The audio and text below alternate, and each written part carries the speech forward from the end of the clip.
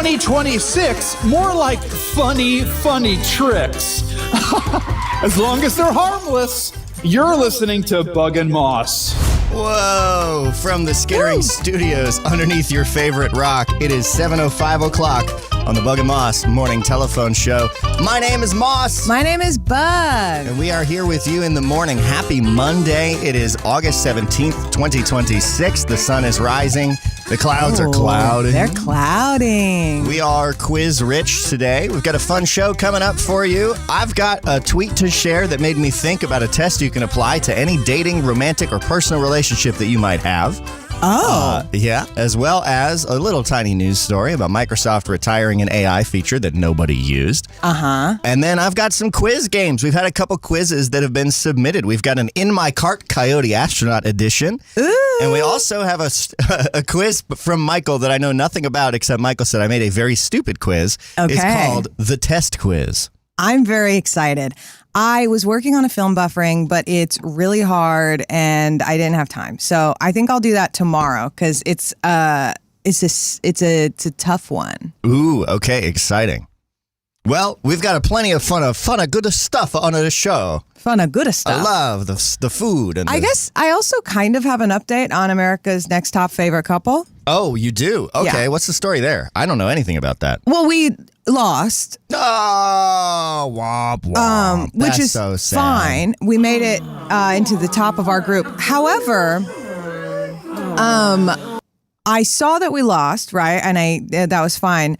And then it's like all the website's still locked down and says they're counting votes. So at one point it was like, hey, you didn't make it. And now they're like, we're still counting. And I'm like, I don't know what's going on with you. But I think we lost. Interesting. So it says they're still counting votes, but we probably didn't. well, there was a point at which it said that we lost. And now it's back to saying they're counting votes. Okay. Well, that's interesting. But I think we probably did. Like, that's probably as far as we're going to go this year. Did we rig the election somehow? Did we get into the machines in the swing states where they're counting the votes? I don't think we did anything except be really cute and really lovable. And thank you guys so much for voting. It was very fun. Colin says, how does that make sense? You're the best couple. I know. And the truth is that life isn't fair. And a lot of the best people don't win. Yeah, Michael Bloom or whoever the guy is that we would have won the dinner with. Whatever, man. That's fine. Michael Bloom. Who is it? Jeff Goldblum. Yeah, whatever. That's basically the same name. They're close. I'll give you that. It is 7:07. Why don't we go ahead and turn our attention around to this little thing that I found. I found a tweet on the internet, as you find tweets. Actually, what I have for you is a screenshot from Reddit from, I think, either Twitter or one other social media. Not super important. But this is a tweet from someone whose username is La Donna. And they said this, and I thought this was pretty wise. I feel like outing myself as an insane person, so here we go. I have this test in my head that I exercise whenever I'm talking/dating someone new. I ask myself, if I won 2 tickets to Willy Wonka's Chocolate Factory, would I want to take my date with me, or would I prefer to take my brother? If I answer my brother, that means I don't like the guy for real. It's insane, I know. The test has also never been wrong, though. So yeah, it feels like the kind of thing where this is a great test. I'm obsessed with this. This is the kind of thing I'm thinking about. Willy Wonka's Chocolate Factory. That's a great test, right? I do think it's important that whatever test you choose and whatever person you use as a metric, it can't be like your best friend who you know would love to go to the chocolate factory. Because if that answer ever changes, you're a bad friend. It doesn't matter how good the other person is, in my personal opinion. No, you're right. Because your friend has been there for you and they deserve to go with you to the chocolate factory. No, but you're right. That is a very specific comparison. Colin in chat says, would I rather kill my brother or this new man? And that's also because maybe that's what they meant. Because everyone who enters the chocolate factory does not make it out? Yeah. I wasn't even thinking of that. No, but I actually do like the element of it being a survival situation. Like, do I trust this person enough to help me escape this factory? Yeah. Alex, I love that. Alex in chat says, would I go to the DMV with this person at 6 a.m.? Yeah, that is also a good one. I feel like a big part of it, too, is like, I think road trips are a really good metric of how much you really like a person. And I think that this might be controversial. People might not like this, but I think that if you can't go on a road trip, like not even can't go, if you're not excited about a road trip with the person that you're dating, I think probably just don't waste your time. Yeah. Yeah, no. Here's a follow-up question. So I would obviously take you to the Willy Wonka factory. Oh, duh, yeah. I mean, look at you. You're wearing an all-green outfit. You already look like you're in a new Willy Wonka movie. I'm dressed as a frog this morning in my all-green outfit. Here's the follow-up question. How would you die in Willy Wonka, do you think? What do you think would get you? Oh, that's such a good question. I mean, I feel pretty connected in general to Violet Beauregard. Not because I'm spoiled. Obviously, aesthetically, I want to be Veruca Salt. She has the best song. But Violet... What was her song? Oh, it's like, I want a feast. I want a bean feast. Oh. It's that one. But Violet is the one who chews the gum. And that would happen to me. Because first of all, when I read the book, Willy Wonka and the Chocolate Factory, there's this whole thing where she chews her gum and keeps it behind her ear at night. She's like disgusting. And I really related to that as a very disgusting child. Or like keeping it on your bedpost. I think I used to keep my gum on my bedpost and then like start chewing it again the next day. Foul. That's crazy. Why would you do that? I don't know. Grody, bug, icky, ew. Okay, so grow up. Used gum? Calm down, Mike. Hey, Mike TV, chill out. And also, I would definitely chew the gum that is like a 3-course meal. Did you just call me Mike TV? Yeah, dude, come on. No way. I don't want to be Mike TV. None of them are good, but you're Mike TV. That sucks, dude. What gets Mike? He gets shrunk down to get on the TV, right? Yeah, because he loves TV so much, he wants to be broadcast. Yeah. Goddamn. Maybe I am Mike TV. Am I coming in clearly? Colin agrees with you. Colin says LMAO. He is so Mike TV. It's literally you. Mike TV has like cap guns and is like a menace. Yeah. Well, that is me. When I was a kid, I did have cap guns and I was a menace. Yeah. I had a lot of cap guns. I liked cap guns. Rough. So did you catch the bit in chat before we started the show today, Bug? No. Oh, we bought some time at the beginning of the stream. I don't know if it will be cut out of the podcast version or not, where we're trying to get you some time to finish the film buffering. So I was playing some music. That was so nice. I gave up. I should have told you guys. We had a sniper in chat. A sniper in chat? Yeah, I think they almost got Coyote. Coyote didn't finish the message, and then everyone started panicking about a sniper, and then there was a red dot that showed up, and everything got crazy. Oh, man. Yeah. It was intense. And That's wild. And just now, Coyote said, "Oh, damn, shots fired," and it wasn't even the sniper. That's crazy. So there is a sniper in the Twitch chat. I missed it all. If you want to be a part of the potential sniping victims, follow us on Twitch. Yeah. .tv/Bug and Moss. There's like other stuff too. It's not all snipers. It's not all snipers, but there is a good proportion of snipers. Hey, Bug, why don't you say that we go ahead and pivot our way over and play ourselves a little game? I think we should go ahead and pivot over and play ourselves a little game. Sorry, I completely, that was an absolutely bullshit segue. Good morning to Karamaror, who has just dropped in. Hey, welcome. Just in time for an internet quiz. How about a very small internet quiz? Today, we are playing In My Cart, Coyote Astronaut Edition. If you'll recall, In My Cart is the game where you take items that you purchased on Amazon sometime in the past, and we have to guess the price. Oh, man, this is such a good game. So you ready for In My Cart? Yes. All right, here we go at the start. Coyote says, guess as close to the price of this item as you can without going over. Coyote ordered an Imikia brass pangolin figurine, small decorative animal sculpture, on April 5th, 2026. Look at that little guy. That thing's cool. Man, yeah, small is doing a lot of work here. That could be anywhere. That could be like 2 inches to like 7 or 8 inches. I'm going to say $15. You say $15? 6 Rods Libel says $15.99. Hell yeah. French Alexander says $3.99. Emily says $35.99. I'm going to go ahead and say that this is probably $39.99. Okay. Are you ready? Mm-hmm. $9.99. Oh, wow. We were so wrong, except Hamilton got it on the dot. Yeah. With $9.99. Good job, Hamilton. That is a wrong for us. Yeah. How about this? A 3M half-face piece reusable respirator. 6300 NIOSH. Large. $45. $45 for a 3M respirator? I think this is $59.99. Yeah. $59.99. Lipo says $29. Hamilton's just undercutting me at $49.99. Alex says $13. It's $19.32. What, in 2022? What a bargain. Wow. That's incredible. Okay. Once those prices went up, they never came back down. They're still $40. Yeah, that's crazy. That is so cheap. I think that goes to Emily with 15, Yeah. and for us, that's a wrong. How about this? This is adorable. Wow. Also, the dog in the picture looks a little bit like Coyote's dog, Dr. Noodles. This is the Supit Inflatable Dog Cone Collar Alternative, September 28th, 2025. It looks like a donut with strawberry frosting and sprinkles that you wrap around your dog's neck. I'm going to say $12. $12. Colin says $17.99. Alex says $5.99. 60 Watts Life says $8.99. I'm going to go ahead and say that this is probably $20. I'm going to go ahead and say 20. It's $27.53. I was the closest without going over. So that's a winner for me. Aha.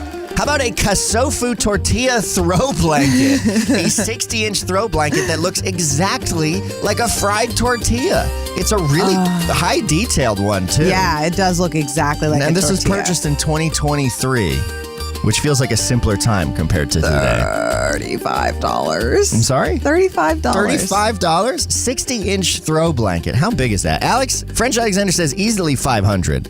Lightbulb says $12.99. Colin's throwing in at $40. I'm going to second what Colin said. We can share that point. I think it's $40. Emily says $19. It's $15.89. So that point goes to Lightbulb. Wow. $15.89? $16 for a big tortilla blanket? I want one. Yeah. Probably not that cheap now.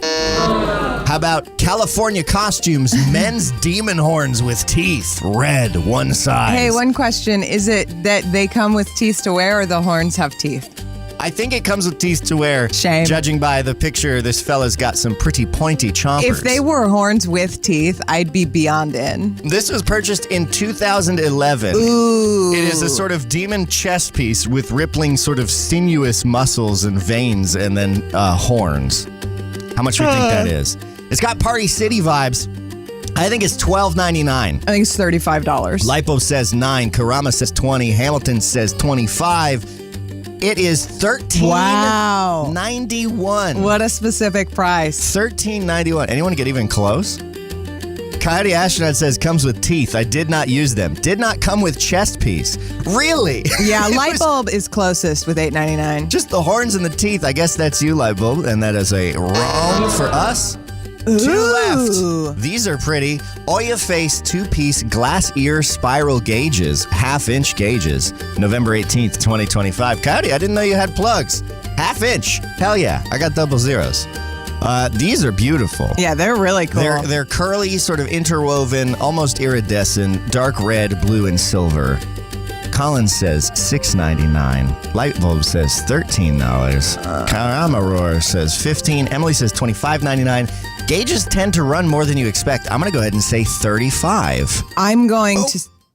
I revealed it. I'm so sorry. Well, Bug. there you go. It's $13.77. So again, Lightbulb, that's another point to you. The bulbs have it. The bulbs have it, and we are down to the final item on our quiz deck. The Cooper Atkins 3301 refrigerator freezer vertical analog glass tube thermometer, purchased in April of 2023. $19.99. This is a pretty bog standard thermometer. The kind of thing that you go to an Airbnb or you stay over a friend's house and you look out a window with bleary eyes in the morning and you see one of these hanging just outside of it and you're like, I think that's been there forever. This is bog standard. I will say it is made in America. It is also glass, and it also looks to be industrial grade. So what is your guess? Whatever I said. What did you say? $19.99? $19.99. Hamilton says about $20, so you'll be sharing that point. Lipo says $8.99. Emily says $6. I'm going to go ahead and say this is $10. $3.90. Nobody gets that one. That is way too cheap. Hey, inflation's crazy and it's poisoned our brains. Rough, dog. Rough stuff. Can't believe how cheap that was. Well, Bug, you and I got one. Yeah, and Out of I'm 7. proud of it. That is. It is just a little guy. Coyote says the hint was the fridge freezer.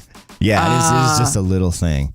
Wow. Well, that was fun. Thank you, Coyote, Yeah, for that was submitting awesome. That. If you want to do an In My Cart, go ahead. Use bugandmoss.com/quiz deck. You can build any kind of quiz you want to send our way, and we will do it on the show. Why not? It's a fun thing to do. That was a blast. Thanks, Coyote. Yeah, that's super fun. I love this quiz. Lightbulb says, so I think I win. Yeah, I think Lightbulb, I think you do. I think so. I think you win big style. Also, talking about Lightbulb drew something yesterday. Yeah, this is huge. That totally blew my mind. Let me go ahead and pull this picture up and swing it over here onto the monitor. So I finally have started Long Walk to Diamond City, my long-form narrative improv journey through the Commonwealth wasteland of Fallout in VR. And it has been a blast. I put up the first video today or yesterday. We'll put a link in the show notes. I'm going to stream again today. We're also going to be streaming Big Walk later, but we'll talk about that later.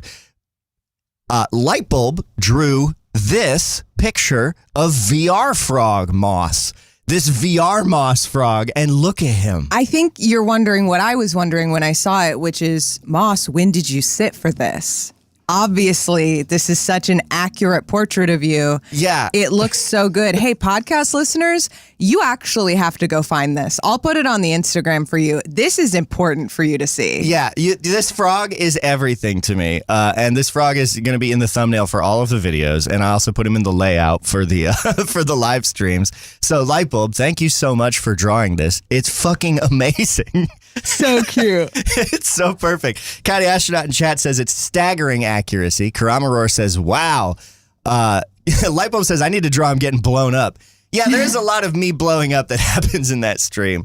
The only comment on the YouTube video so far is from my dad. And he commented, intense, but funny. And then grimace emoji. Iconic. Which is very top tier dad behavior. Yeah. So that's awesome. Shout out to Lightbulb. Lightbulb does drawing streams on Twitch too. So if you want to hang out and watch Lightbulb draw and create all sorts of cool stuff, go follow 60 Watts Lightbulb on Twitch. 60 Watts Lightbulb, all one word. Hey, Bug. Yeah. Want a little bit of news? Yeah, sure. A very select bit of news. Yeah. Is this anything, nothing, something, or still nothing? Is this anything at all? In the beginning of a trend that I'm sure we'll see more of, Microsoft is walking back from an AI feature that they added in that nobody really likes. No way. That's crazy. One of the things no one asked for and everyone universally hates? So this is one of those cases where the headline is a bit more than the actual article is, in that they aren't fully walking this thing back too much. I'll just go ahead and tell you what it is. Microsoft is retiring the Copilot function in Excel. It has been heinous. So yeah, are you aware of this? In Excel, you can type functions that do different things, like add all of these cells together, divide this cell by this. You can do super advanced stuff. That's spreadsheets. They power the world. They're amazing. And Microsoft added a new function where you could just type Copilot and then put in parentheses and call their LLM Copilot with whatever was inside of the parentheses. And it would return the answer to that cell, which makes no fucking sense. What is the point of that? So the thing about a spreadsheet is typically that they are highly deterministic in nature. A spreadsheet is something you want to be able to put numbers in and get concrete numbers and insights out of. So it was kind of a useless addition because you don't, Microsoft even was like, you don't want to use this for math. You don't even want to use this for retrieving information in your own document. You don't want to use this for anything. So what do I want to use it for? Exactly. Am I asking Jeeves in individual cells? Like, what is going on? Yeah, except this even less than Ask Jeeves. So Microsoft is, this is from WindowsReport.com. Microsoft is retiring the Copilot function in Excel, ending roughly a year of testing. According to Message Center, the function will become unavailable after September 14th, 2026. Copilot allowed users to describe tasks in natural language and receive AI-generated results directly inside spreadsheet cells. Yummy delicious. They said the function worked particularly well for tasks involving text summarization, classification, content generation, and web-based information lookup. Debatable.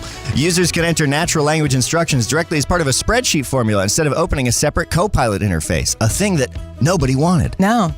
They say, however, Microsoft did not recommend Copilot for numerical calculations and also advised against using it to retrieve information already stored inside a workbook or for content subject to legal and compliance requirements, which would be anything you do in a business. Yeah, it's just like that's what a spreadsheet is for. This is so similar to like Microsoft literally having this influencer who I can't remember her name, but this financial influencer who specifically targets, because I'm going to use the word targets, women for life advice. And she was like, hey, upload all of your financial information to Copilot. That's actually a really good idea and you should do it. And she was partnered with Microsoft. Yikes. Hey, don't. The thing that's crazy about this to me is there is a totally useful application for a local LLM or something like that I can imagine happening on a spreadsheet level, but that doesn't give them your data.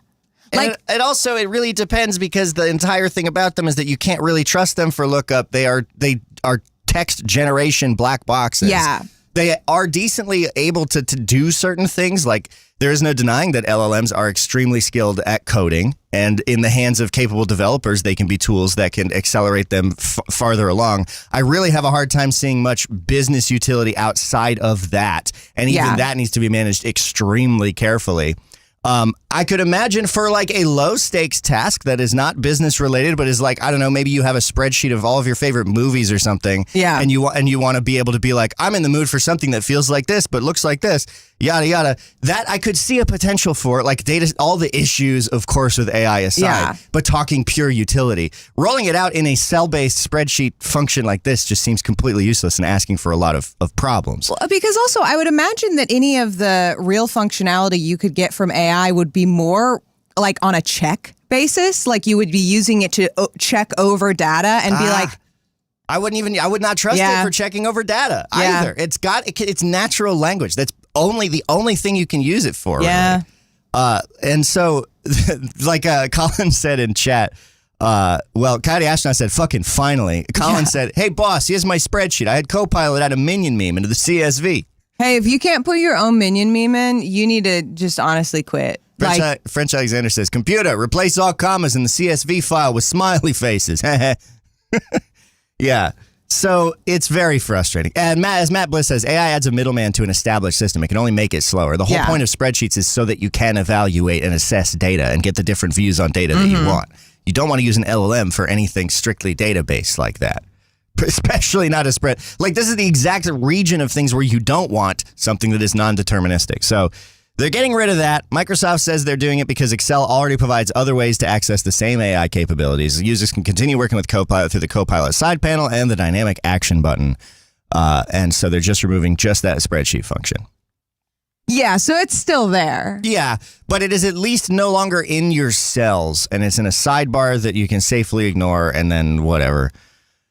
Anyway, that's just a little thing that I encountered. Just a little bit of news. And like what Coyote said exactly, it needs to be checked like you're a school teacher, which is just more work. If you're doing a spreadsheet, you're doing analysis probably, and you should be using the tools built in to do that. Yeah. I think that Matt said something really smart, which is just like, this is happening everywhere when we use AI and we just feel like it's faster and easier. This is a problem that I think expands past AI and that I've been talking about a lot lately in my relationships and friendships, which is just like, we are being made to feel by tech companies, and this has been happening for a long time, and not just tech companies, companies in general, like we need the services they provide, and like we cannot survive without them. And I think that in a lot of ways, small and large, we parrot this rhetoric to each other, like, I need my phone. I can't get anywhere without my GPS. We say these things and we really sell ourselves short, even in just small ways.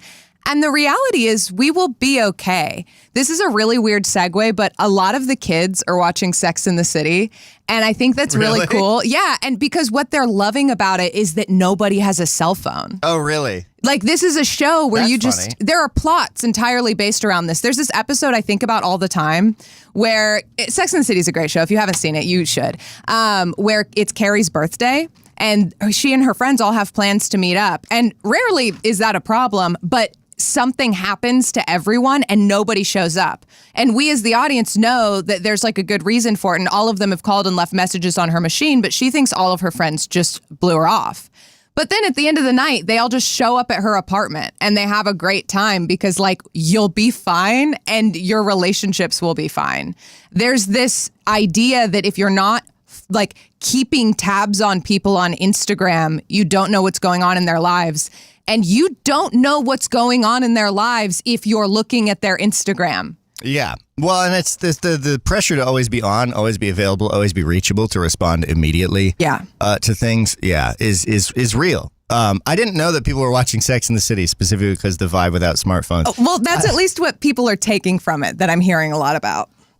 We played, so I have my D&D group I play with in Vermont. We've played together for like over a decade at this point. The best, they're awesome. We played a bunch of different settings, and it's funny because most of the settings we play in are settings that don't have cell phones. We don't just play D&D. We played like White Wolf, we played Fate, we played Blades in the Dark. We try a bunch of different systems all the time. Lancer was a lot of fun. But we did one, I don't remember what the name of the system was. It might have been White Wolf. And we played in a setting that did have cell phones. And it was weird to adjust to like, oh, I'm going to call the other player. I take a picture with my phone, you know?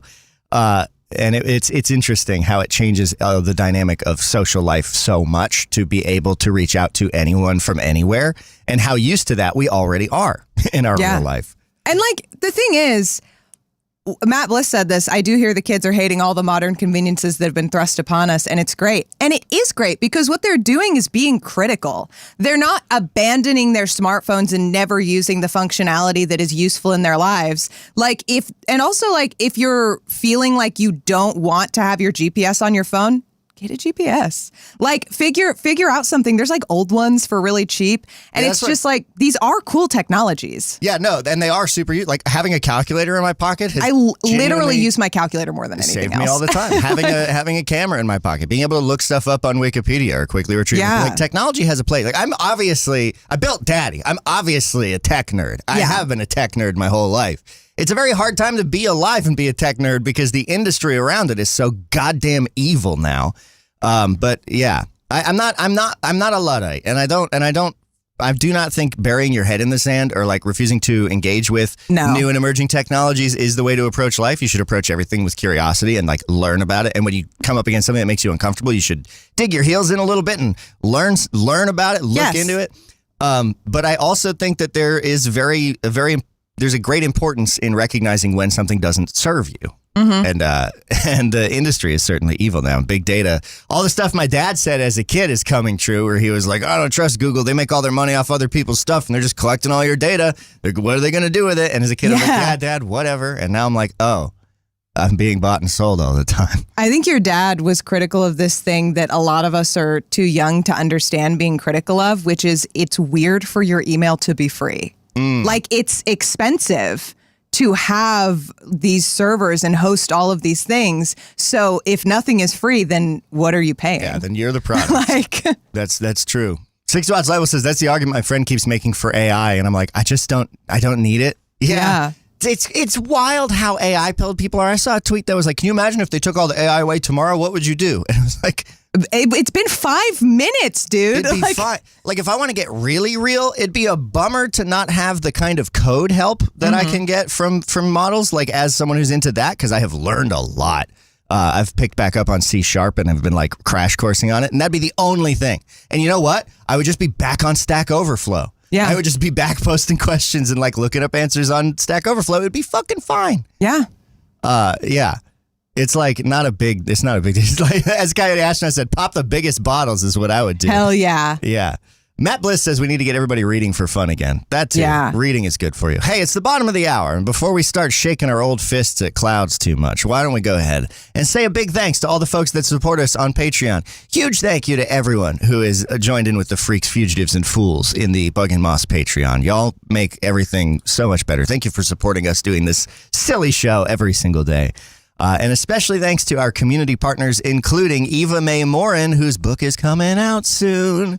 Under 10 days.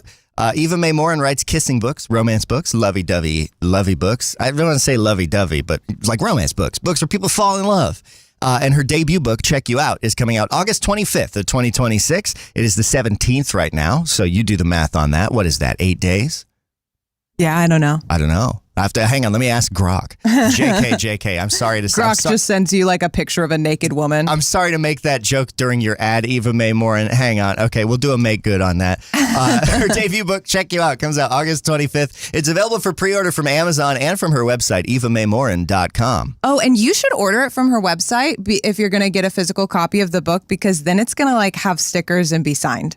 Ooh, so I'd probably buy it there. Yeah, buy it. evamaemorin.com. And also thank you to Eva Mae Morin's partner, French Alexander, who's an artist and musician whose whimsy knows no bounds. He streams live music and art making on Twitch at twitch.tv/French Alexander every Thursday at 7 p.m. You can find out more at FrenchAlexander.com. I love Alex's work so much, and we used a bunch of really cool pieces of art that he created in a recent episode of 13, Narc, Part 1 and 2. So good. I am constantly using them. Like I think every video I make from now on is going to have something that Alex made in it because they're so useful. Like they're so cool. They're super cool. Alex's video blending stuff is bonkers. Go check it out. Twitch.tv/French Alexander. And then grab yourself a copy. Well, grab yourself a copy of Eva Mae Morin's book and then go watch Alex's streams. Bing, Hell bang, yeah. boom. Knock it out while you're thinking about it. Emily in chat says, read my boy. And then say quickly, read my book. Hey, some of y'all, and I don't mean our audience, I mean other people who are like misogynists, some of y'all aren't going to want to hear this, but romance authors are single-handedly keeping this nation literate. And it's amazing, and people love to shit on stuff that women and girls like, but romance slaps. Do you need something that doesn't make you feel the weight, like the crushing weight of the world, but is also like deep and enriching and like emotionally like opens you up and then like gently tucks you in after you've cried a lot? Read some romance. Read Emily's book. Yeah, read some romance. It's for everyone. It's very good. Matt Bliss says Romanticy is the new jam, I hear. Yeah, people out here with the fairy fucking, and they love it, and I support them. So why don't we go ahead and take a voicemail? 848-667-7284. 848-MOSSBUG is the number to call. We got a voicemail in here from the literal stranger, Coyote Astronaut. Hi. Hi, Buggy Moss. This is Dr. Noodles, PhD. Oh, it's Dr. Noodles. I'm Coyote's perfect biological son, and I had a question for you guys. So I'm a dog, and I have a lot of experience with.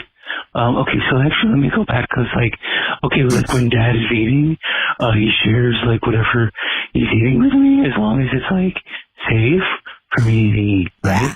And I like it a lot, and it's a big part of our day. And I don't know a lot about cats. Like, I'm a lot to deal with. I'm a very big dog. And also, Dad is, like, super allergic to cats.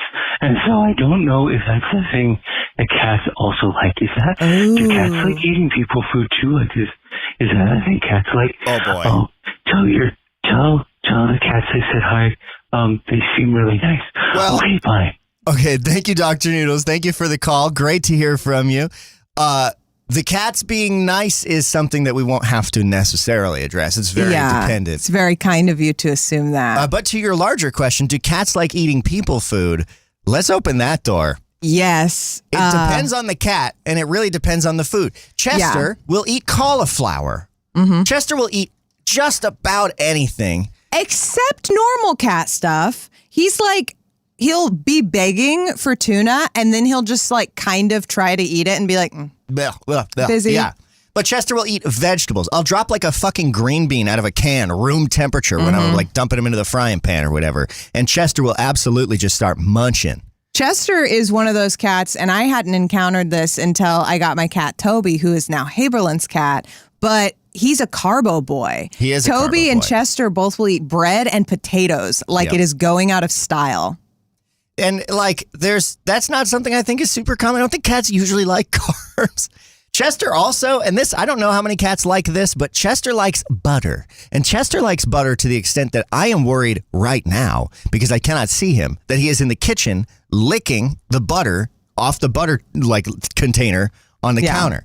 Because I have left a stick of butter on a dish open by mistake and then gone back into the kitchen and found him standing over it, fucking hunched over with his big shoulders up in the air, licking away at the butter. And he's like licked half of the fucking stick of butter down. It sucks. And he also, Dude worse, takes the fastest shits. he will knock over the olive oil and just start like rolling around will. in it. It's and unreal. It's sick.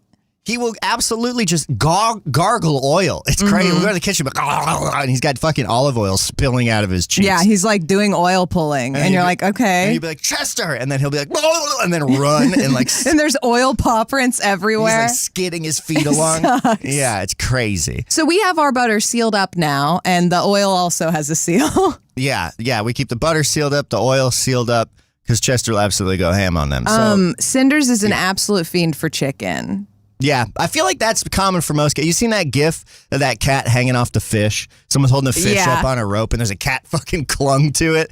That's Cinders with Hamilton or with any kind of meat. Take it easy, Hamilton. Hamilton Have a good is day. taking off for the morning. Hope you have a great Monday. I was like, what day of the week is it? So, Dr. Noodles, I hope that answers your question. Our cats like people food, very specific people food. Emily says, still doesn't beat all the things Gromit the dog has eaten. This one time, my friend's dog tore open my backpack to get to a chub of chorizo and ate the whole thing, plastic and all. I can't get over that deli meats are called chubs. I wouldn't say deli meats. I would say charcuterie. That if it's a consumer size, it'd definitely be a chub. What do the delis get? Because when delis get a big old thing of meat, is that You mean a like a chub? turkey or a ham? Yeah, you know, like the thing that they put that's in the not- slicer. That isn't a chub. That's not a chub? chub is specifically like a salami. So what are those? That would be like a ham or a turkey So, but because it's like a whole thing. would it be like a chode of turkey? Would it be like a glob of turkey? Well, no, the turkey is literally just a whole turkey, so it'd be a turkey of turkey. Well, you know what I mean. There's those processed meats that come in the big tubes that are wrapped up. I think the more processed ones, like bologna and stuff, that might be a loaf or a log. Log? Hell yeah, But dude. I would guess that like mortadella and stuff would be kind of like a loaf. But I never carried those. I told my friend Alistair I'd bring this up on the show today, and I'm going to. We were hanging out over the weekend, and Alistair said hot dogs are just like warm cold cuts. Yeah, I heard that, and it felt true. So, and then we went on to talk about it, and I was like, you know what? When you go to the deli and you look in the counter, and in the case, they have those big old tubes of meat, I guess that's kind of a hot dog. If you think about it, like a tube of bologna, what's the difference? If I took a hot dog and cut it really thin, am I just making little bologna? Is a hot dog just a whole loaf of cold cut? A log? A chode? Chub? I've made hot dog sandwiches before. What does that mean? That's when you like cut it and you make a sandwich, or your mommy makes it for you and you don't feel good. What? A hot, like on normal size bread? Yeah. But we're talking like little, like the diameter of a hot dog sliced like bologna. Yeah, I've never sliced it that thin. I don't have. Would that be the same as bologna? I don't think it would be the same. No? I think it would be slightly different. Okay. Because I feel like bologna is saltier. Bologna, I think it depends because it depends on the dog. Because like if a Nathan's, I don't know, they kind of got like, they're kind of featherier on the inside. You know what I mean? Colin has a question. A chub is a salami. Okay, so then what is a half chub? A salami cut in half. Oh, there you go. Asked and answered, I guess. Yeah. Matt Bliss says the sausage bap is a staple on this side of the world. That sounds like some Australian stuff. I've never heard bap in my life. Is that big ass pussy? I'm so sorry. Kylie Astronaut says, cut it long ways, cook in pan. 62 Odds Lightbulb says, bologna has a taste. Hot dog has a taste. Thank you, Lightbulb. I also do want to clarify that a chub is typically a smaller log of salami. What is a bap? I don't know.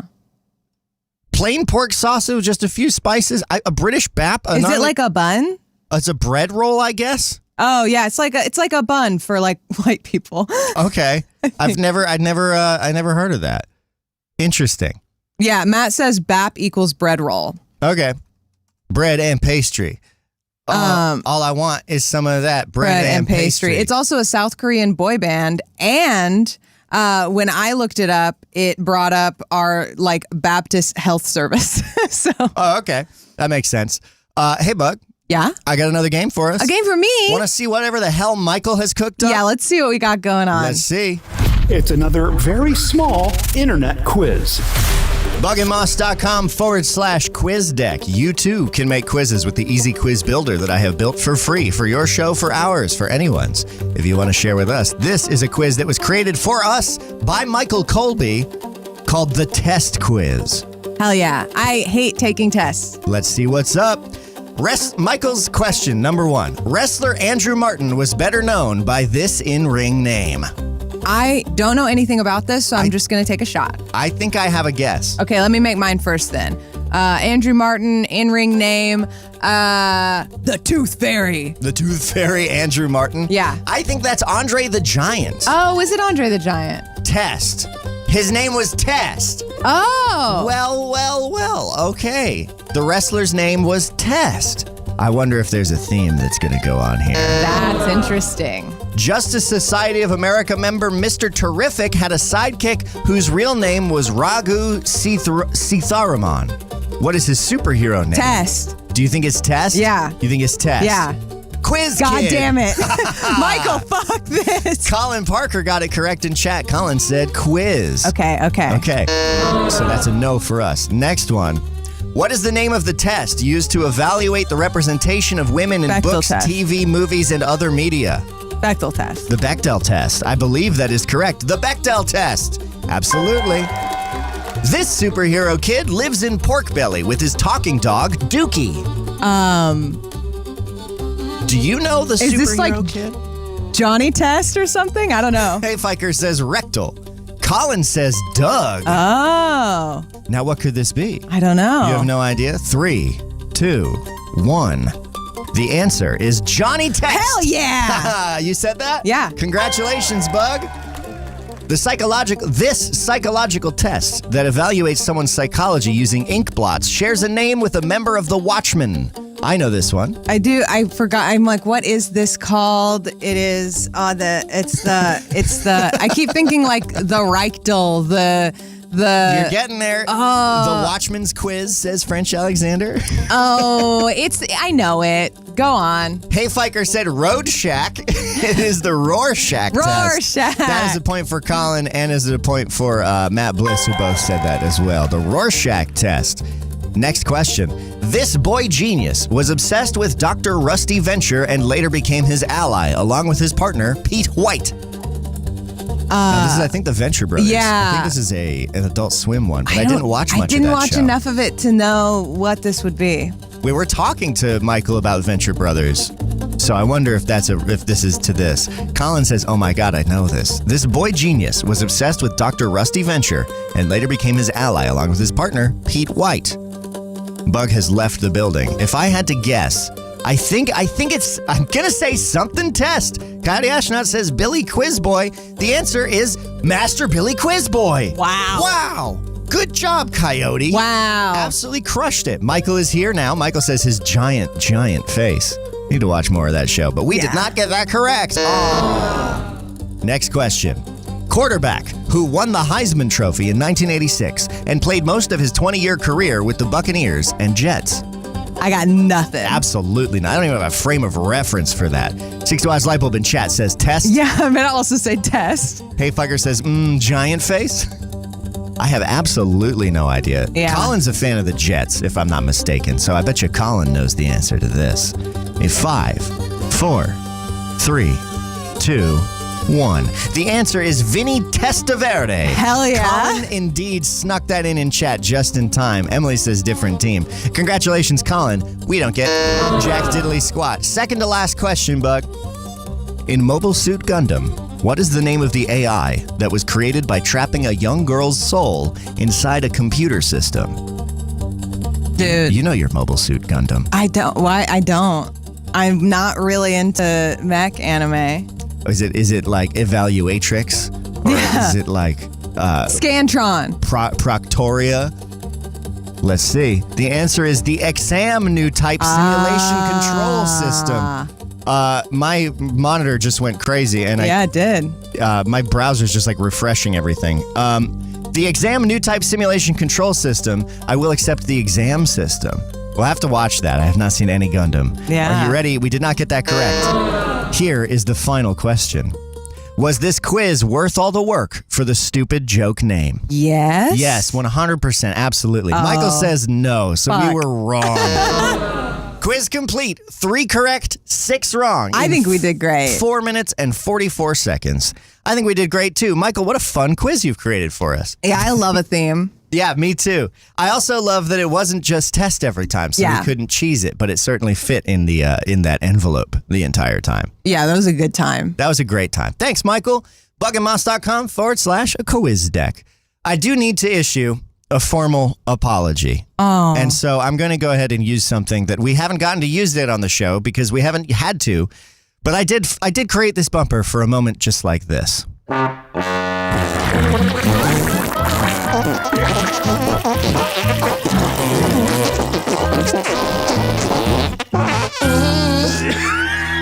Hey, let's do a quick circle back on something Bugger Moss said once. It might have been incorrect. What the fuck, dude? So I said that Colin is a Jets fan earlier in the heat of the quiz, as it washed over me, radiating against my skin, and I felt the pressure closing in all around me as the temperature went up. I said in haste that Colin is a Jets fan. And I realize now that that was incorrect. That was really bad. That was wrong of me. It was offensive. It was something that I feel ashamed for. It's time for me to not talk, and it's time for me to listen. And so I just wanted to address the allegations and say that I'm sorry for starting a false rumor. Colin is not a Jets fan. Okay. Colin is a fan of the Bills, which are very different, because a jet is something that's on like an airplane that goes fast, and a bill is what's on the front of a duck. Yeah, I think it would be so funny if we continued to spread this horrible rumor. Here's my toxic take: until it affects Colin's Google search results. No. Known Jets fan, No. Colin M. Parker. Bug, we can't make a worse. You're doubling down on my apologies. It's Yeah. worse than that ukulele video. I am. I'm doing it. It is worse. Toxic gossip train. Yeah, that's what I'm talking Okay, about. so I guess we could apologize and try and make better, or we could ruin Colin's SEO by making a bunch. I'll have Daddy fill the internet with pages claiming Colin's a huge Jets fan. I'm going to not even use AI. I'm going to personally Photoshop a bunch of pictures of Colin wearing Jets jerseys. Colin is a moderator in our Twitch chat where we stream the show live, and Colin has both sent a message and pinned it to chat where he said, "I will put myself down on national television." French Alexander actually pinned it. French Alexander pinned it? No, it was Colin who pinned it first. Oh, okay. That's very funny. 60 Watts Light Bulb was waiting for the ukulele joke. I'm sorry, Colin. I did not mean to insinuate that you were a Jets fan. And hey, if the SEO changes, don't worry. It's just happens. It's unrelated. I would never do that. Yeah, it can happen sometimes. Anyway, that's our We Fucked Up bumper. There's like 3 variations of it with a bunch of old clips of Tucker from recordings when we were making music. I love that clip so much. Yeah, me too. I love that. I love that fart in the beginning. Speaking of farts we love, 60 Watts Light Bulb has said the ukulele is so terrible and iconic. And yes, I agree. If you don't know what it is, it's Colleen Ballinger's really bad apology video. Who? What's the name again? Colleen Ballinger. Colleen Ballinger. That's right. Yeah, in case you want to look it up for all of the really heinous crimes that she's been accused of. But the thing about her is that she is actually talented. So it gets stuck in your head despite how terrible it is. And some people have made it so you can play it in like Guitar Hero. So Yeah, that's an option. There's a chart for it. Colleen Ballinger, really troublesome person. Yeah. And then the ukulele song is really something else. If you have to make a YouTube apology video, you're already probably in a bad spot. Yeah. Like, no one ever makes a YouTube apology video because they're in a good spot. It's almost always not great. Our talk of toxic YouTubers has lured a first-time chatter into the chat. That's who so says, funny. wait, I was just seeing some shit about her the other day. XRamPower 420 says, yeah, I was just seeing some shit about her the other day. Yeah. Yeah, we were watching who was it? It was one of the YouTubers we like. We were watching a video breakdown of... I don't know. We could have watched a million of them. It could have been a million, yeah. And But we had to stop because I was like, Mason, you haven't seen it. And then we had to go watch her apology video, which is like 10 minutes long. Oh my God, it's 10 minutes long, and she really does sing a big chunk of it. Yeah. The toxic gossip train, man. XS from Power 420 says Visual Venture was the video that they saw. I have not seen that one. Visual Venture. I'll have to search that up. Yeah, that iconic moment of internet history, of bad internet history. Oh, Visual Venture looks like a very cool YouTube channel also. Dark internet documentaries, hell yeah. Ooh, we love that shit. Colin says, our friend from Rat House, Katie, was a big fan until that video came out. I mean, I Yikes. definitely watched her videos back in the day. I think we all have a history of liking things when we're younger, and then you kind of just don't think about it, but you think about like, I don't know, especially if that person has grown up too, you're just like, oh yeah, they made that, and like you haven't really revisited it, and you're like, they're probably doing cool stuff, and then you know, the things come out, and you're like, oh. Rough stuff. Alex, the truth come out. Alex says, I was a big fan of ukuleles until that came out, which is very good. All right, it's 7:54 on the Bug and Moss Morning Telephone Show. Coming up on the end of the show here. Before we get there, why don't we go ahead and dip over to the phone? Let's do it. Take one more voicemail. Let's do phone. 848-667-7284 or 848-MOSS-BUG is the number to call. Leave us a voicemail. Tell us something nice. Tell us something cool. Ask us a question. This is a voicemail from our friend Ty.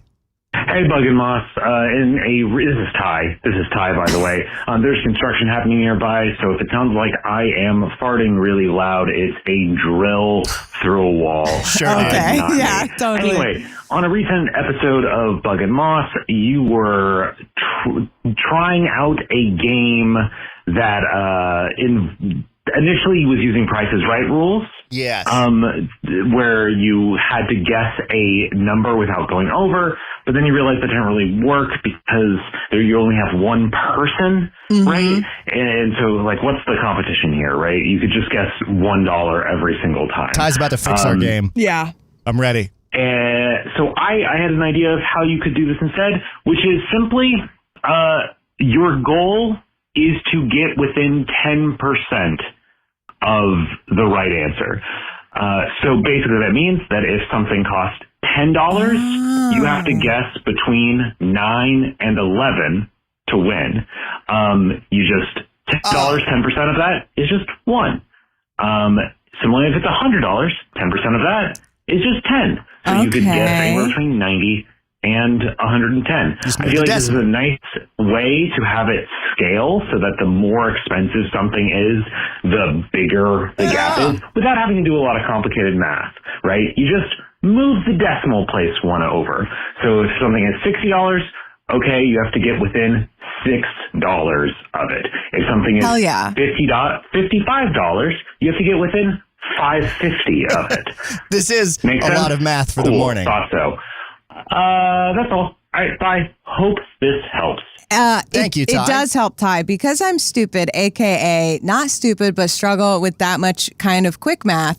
I think we could really easily build like a little tool where it was just like, maybe it could show us or something like that, like the options, or there's probably already is something for that. Yeah, I could build it into QuizDeck because I made QuizDeck. I could build a special type of quiz for guessing numbers within a percent deviation. That might be overkill. You know what, though? I do get these rules, and I am comfy with the moving the decimal point thing. Yeah, so that's cool. I'll handle the math. I'll be that translation layer. So if anyone wants to whip up another In My Cart style game where you have us guess the prices of Amazon items you purchased in the past, I'll handle that math on the fly. I think I might be able to do that. Well, I love that for you. Also, X-Ram Palace said, I'm going to have to try to catch this more often. Seems very entertaining. Hell yeah. Welcome to the Freak Forest. Feel free to tune in. We're here every weekday, Monday through Friday, 7 a.m. to 8 a.m. Yeah. On the morning telephone show. We're happy to have you here. I got you, Ty. Thank you for hooking us up with that. I see Bug has just thrown our merch channel into the chat. Well, I wanted to remind everyone that the rumor come out, does Bug and Moss is gay, is a design that is available. Oh, yeah, that's right. It's a coffee mug. At any point that you might need it. You, too, can own the Does Bug and Moss is gay mug. I think about her every day. And we do have some merch that I know we need to update on our thing, but it's hard to do. And that's all. It's hard to do. To member. We have gotten some submissions through the email just now. I got a little distracted looking into there. We're going to have to save them for tomorrow, though, because I keep realizing that we're running out of time. And I am going to try building a quiz for film buffering. That's part of the reason I abandoned my attempts, because I'm really excited about this film buffering. Watch Mason get it on the first one after I put all this work into it. But I want to try putting it into QuizDeck. Yeah. I'm very excited. I love film buffering, obviously. 7:58, what can you expect today? Okay, plugs. Here's what's coming up today. This evening, around 5 p.m., I'm going to be streaming more Big Walk with Colin, Sid, Az, Carp, and some buddies. We're going to have some fun continuing to walk big style. And that's going to be really cool. But wait, back up. Beep, beep, beep, beep. Because before that, you're going to be taking a little bit of a long walk to Diamond City. That too, yeah. I was going to get to that next. Thanks for the segue, bud. Also this afternoon, before we stream that, I'm intending to stream more of my Fallout VR series, Long Walk to Diamond City. The first edited episode is available now on our YouTube. I'll make sure to throw the link in the show notes for here later. And if you're listening in the podcast version, the show notes have the link to it. And I'll be doing that. I don't want to give you a hard time, but I'm probably going to say somewhere around between noon and 1. And if you're wanting to know, like, is this something I would really fuck with, you should watch that first episode that's out because the highlight reel at the beginning is very funny. Also, I'm in it. Bug is the voice of the computer. And I'd also like to plug that due to production delays, this month's episode of 13 comes out today. Oh. The video is not out yet. It'll be out either like later today or tomorrow. I'm about halfway through it, but it is a very fun. I think I can say this without spoiling too much. It is a mascot type horror, which we don't get to do a lot, but I personally am very afraid of mascots. Ooh. So it works great for me. Check out the new episode of 13, the slow burn atmospheric spooky horror podcast that you can get in any podcatcher for that new episode that's coming out. And join me for my daily hour-long exercise and long walk to Diamond City later this afternoon. Thank you for spending your morning with us. You've squandered another perfectly good morning hour listening to the Bug and Moss Morning Telephone Show. And you know what? We're going to do it again tomorrow. We're going to do it again, and you can't stop us, so don't even try. Yeah, don't even try to get in the way. Don't even try. We're going to be here, like it or not. It's going to be huge. It's going to be huge. All right. Thank you so much for joining us. Thank you. I hope you have a wonderful Monday and a good start to your week. And I hope that whatever you got planned for today goes smoothly and fun. I hope to see you later for our streams of Big Walk in Diamond City. And above all else, I love you, Bug. I love you, Moss. This is Bug and Moss. Yahoo!